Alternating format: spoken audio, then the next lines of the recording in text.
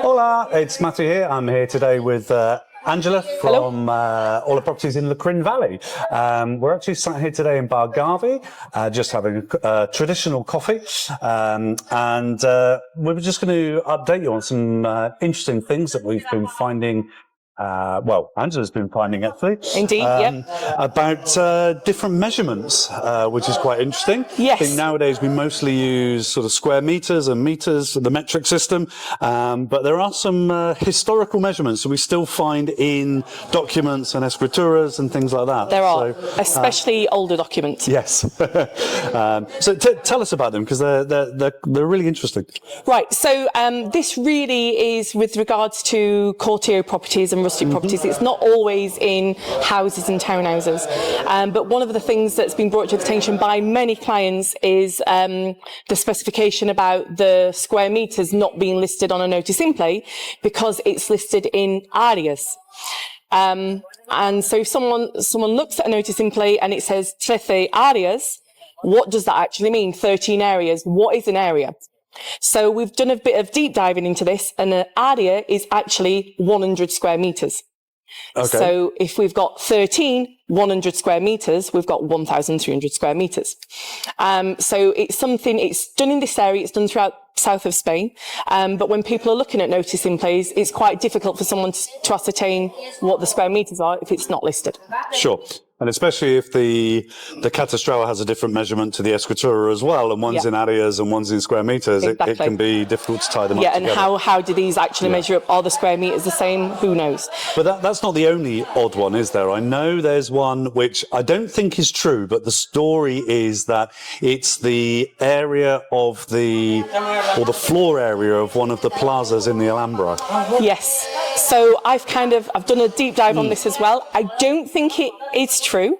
I've been on a lot of sites trying to look at this, but there's something in the south of Spain used in Granada, Jaén and Baza areas, where, again, listing rustic land, there's a Marjales, which is actually 528 square meters. So, for example, I've got some land here and I have 6.5 Marjales. So I have 6.5 528 square meters. Mm-hmm. So again, if you're looking at rustic property and you're looking in Marjales, nowhere outside of this area, especially in Northern Europe, actually use this. So no one's got a clue what they're buying. So a good point to remember is if you're looking at it and it says Marjales, a quick conversion, times it by 528, you'll know the square meters. Okay, that's great, because I know that is one that comes up quite a lot. And there is another one which I hear of, particularly for land, which is about the amount of land that an ox can plough in a day. Right, that one's actually a new one to me. Okay. I did a little bit more of a deep dive into the Marjales, which did say it was ploughable land. Okay. So I think this is where there might be this kind of misconception with this Alhambra area, and the Marjal is the ploughable area, the surface area of land. Okay.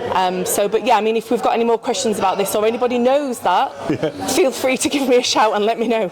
Yes, it's really difficult to find some of these like historical things. I know even speaking to some lawyers and notaries, there's often conflicting stories about what the measurements are and things. So if you do know at home, please do let us know. It would be great to hear the history behind it all. We've got the numbers, but we'd love to know the history. Definitely. A nice bit of storytelling. But I think the other thing that is super important for our viewers at home is to know that the measurements on the escritura and the measurements on the catastral, if they are different, then that's something that has to be resolved in order to certainly to maximize the value for their sale, because many lawyers nowadays correctly will wants that to be corrected. In the past, if you bought a property 20 years ago, many lawyers would just let that through. But nowadays, particularly for international buyers, everything has to be correct. And, and it can take 12 months to get these things corrected sometimes. So super important. If someone is thinking of selling their property in the next year or two, it's really important to contact you now to ensure that you can check their paperwork Yeah. and make sure that they don't have these delays or sales fall through later on. Yeah. Because Yeah. it is worrying the number of people who think that all their paperwork's correct, but when it comes to selling, we find it's really not. Yeah, I mean, I can always give it a health check if someone wants to get in touch with me and send over the paperwork, or I can go and visit them and I can check their escritura against the catastral and make sure that's up to date. And a good thing to point out also is if people need a mortgage to buy, that definitely needs correcting. Absolutely.